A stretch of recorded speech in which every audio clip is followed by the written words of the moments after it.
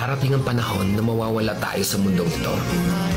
At kapag dumating ang panahon na yun, hindi mahalaga sa kung gaano karami ng pera ang naipon mo sa bangko.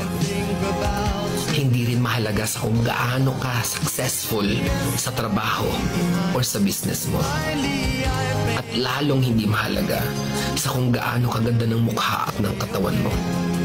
Dahil ang mahalaga pagdating ng panahon na yun ay ang sagot sa tanong na naging masaya ka ba? Nagawa mo ba ang kagustuhan ng puso mo kahit pag-gaano ka malito sa mata ng mundo? Dahil sa huli naman, ikaw naman magdadala ng mga memories na yon sa libingan mo. Hindi naman ang mga tao sa paligid mo.